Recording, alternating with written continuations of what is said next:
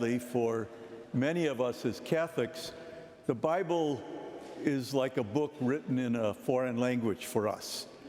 And today's gospel certainly doesn't help us because it sounds crazy that you have to love God more than you love your father or your mother, or if you're a parent, you have to love God more than you love your child. And in Luke's gospel, it uses even stronger language. It says, unless you hate your father or mother, you're not worthy of me. I don't know about your house, but my mother used to say, we don't say hate in this house. We said a lot of other things, but not hate. Okay, so it's a hard thing for us to try to grasp. What is Jesus trying to bring to us that's important? And it's very challenging because I think for most of us, the way we live our lives is we compartmentalize. This is my family life, this is my work life, this is my recreation life, this is my God life. But Jesus wants us to look at that in a very, very different way. The way we tend to do it is we take some of the gospel hard sayings and we water them down. We make them easy for us to buy into. I use this example many times, but if you talk to children in second or third grade and you ask them, what kind of person is Jesus? I'll bet my life savings are going to say, nice, nice. Except he wasn't. He wasn't nice. He was a disturber of the peace in some ways. He came to, in a sense, point us in the right direction because he knows that we can so often lose our way. We can get caught up in all sorts of things that really aren't that important. Now, in my head right now, but I am going to share it, I was going to say, like NASCAR, but I don't want to go there. That's a distraction, and it's distracted me enough. So what are we to do? How are we to understand what Jesus is trying to say to us? And maybe a oversimplified thing is to say that God has to become first in our lives.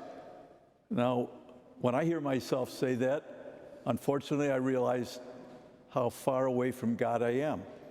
Probably many of you will say the same thing. But that's not what's most important. What's most important is to try to hear the Word of God and in our own weak, sinful, feeble ways to try to respond with an open heart, with a generous heart. Here's how St. Ignatius of Loyola would talk to us about this.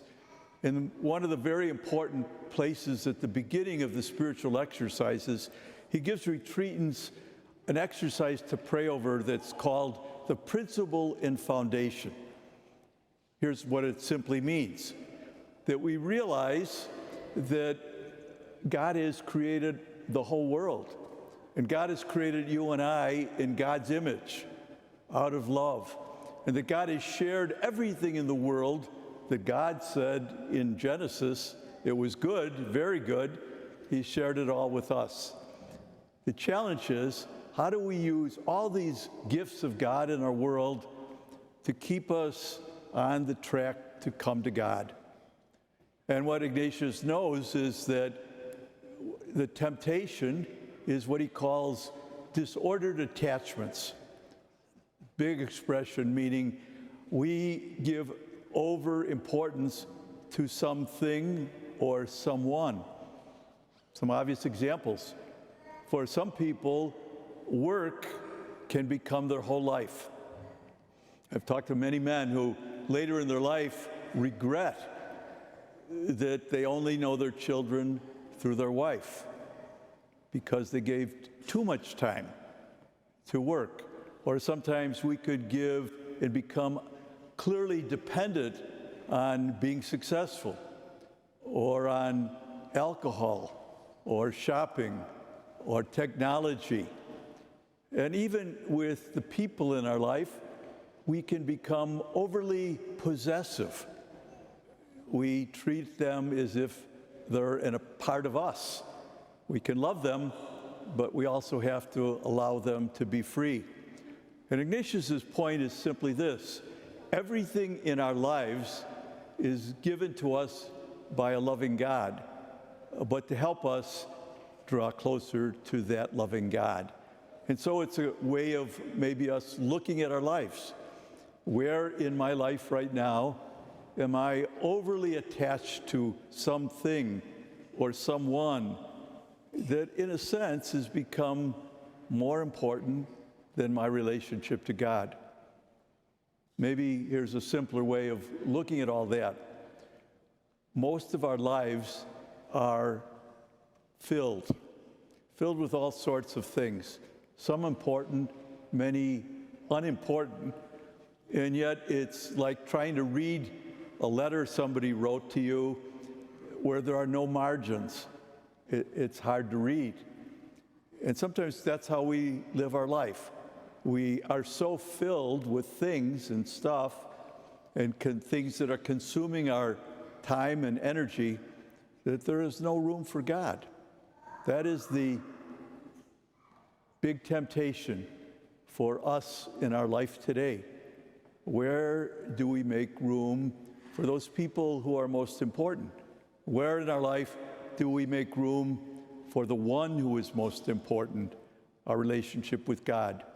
And so today Jesus seems to be, in a sense, saying something that's disturbing, and hopefully it does disturb us on some level, but does it help us move closer, at least in terms of our desire, where we want to grow closer to God. We want to know the mystery of this God who loves us more than we can ever imagine. How do we make God the most important part of our lives? Hello, OLPH. My name is Mary Lynn Januszewski, and I'm the Director of Finance and Operations at Our Lady of Perpetual Help Parish in Glenview, Illinois. And this message comes to you with heartfelt gratitude and thanks for your ongoing generosity and support of OLPH Parish. This overwhelming generosity allows us to continue to serve and to minister to the parish community in so many different ways. So thank you, OLPH, for all you do. You are much appreciated.